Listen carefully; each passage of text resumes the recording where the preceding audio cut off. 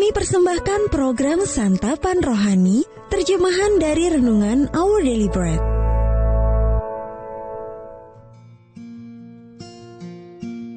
Sahabat ODB, pembacaan Alkitab hari ini terambil dari Markus pasal yang ke-11, ayat yang ke-20 sampai dengan ayat yang ke-25.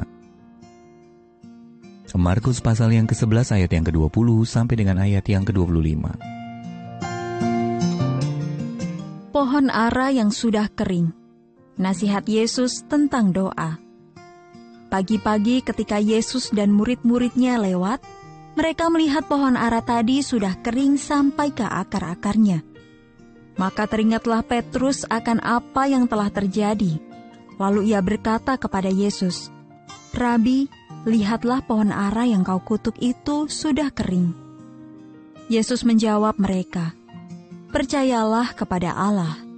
Aku berkata kepadamu, sesungguhnya barang siapa berkata kepada gunung ini, beranjaklah dan tercampaklah ke dalam laut, asal tidak bimbang hatinya, tetapi percaya bahwa apa yang dikatakannya itu akan terjadi, maka hal itu akan terjadi baginya.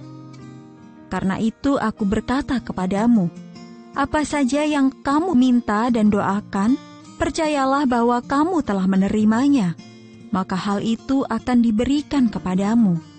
Dan jika kamu berdiri untuk berdoa, ampunilah dahulu sekiranya ada barang sesuatu dalam hatimu terhadap seseorang, supaya juga Bapamu yang di sorga mengampuni kesalahan-kesalahanmu." Ayat Mas Renungan hari ini terambil dari Markus pasal yang ke-11 ayat yang ke-25. Jika kamu berdiri untuk berdoa, ampunilah dahulu sekiranya ada barang sesuatu dalam hatimu terhadap seseorang, supaya juga Bapamu yang di sorga mengampuni kesalahan-kesalahanmu. Judul renungan kali ini, Doa-doa yang terhalang, ditulis oleh Dave Brennan. Selama 14 tahun, Opportunity, sebuah robot penjelajah Mars, dengan tekun berkomunikasi dengan para ilmuwan di Jet Propulsion Laboratory milik NASA. Sejak mendarat tahun 2004, robot itu sudah melintasi permukaan Mars sejauh 45 km, mengambil ribuan gambar, dan menganalisis banyak materi. Namun pada tahun 2018, komunikasi antara Opportunity dengan para ilmuwan berakhir ketika badai debu membuat panel-panel suryanya tertutup. Robot itu kehabisan daya. Mungkinkah kita juga membiarkan debu menghalangi komunikasi kita dengan pribadi yang ada di atas sana? Doa sebagai komunikasi kita dengan Allah memang dapat terhalang oleh hal-hal tertentu. Kitab suci berkata bahwa dosa dapat menghalangi hubungan kita dengan Allah. Seandainya ada niat jahat dalam hatiku, tentulah Tuhan tidak mau mendengar. Mazmur pasal yang ke-66 ayat yang ke-18.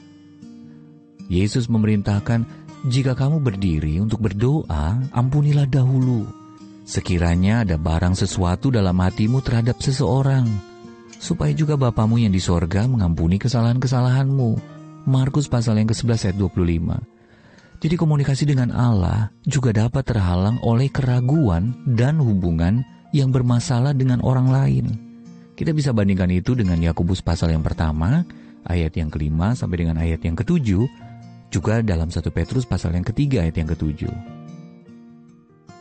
Halangan berkomunikasi yang dialami Opportunity tampaknya bersifat permanen. Tapi tidak demikian dengan doa-doa kita.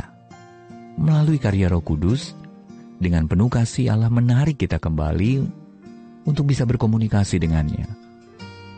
Ketika kita mengakui dosa-dosa kita dan berpaling kepada Allah, oleh anugerahnya kita menjalin komunikasi terhebat yang pernah ada di alam semesta.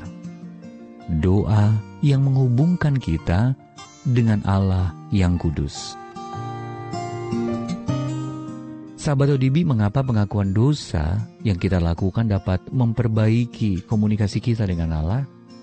Dan apa yang Anda dapat lakukan untuk memperkaya kehidupan doa Anda? Bapa Surgawi, tolonglah aku untuk mengetahui apa yang selama ini membatasi komunikasiku denganmu. Terima kasih karena Engkau sendiri menolongku.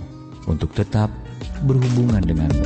Our Daily Bread Ministries, wartakan firman pada dunia. Apakah Anda berminat mendapatkan buku renungan ini dalam bahasa Indonesia, Inggris, atau Mandarin? Atau Anda rindu mendukung pelayanan ini? Hubungi Our Daily Bread Ministries di 021 2902 8950, WhatsApp 0878 7878 9978, email indonesia@odb.org.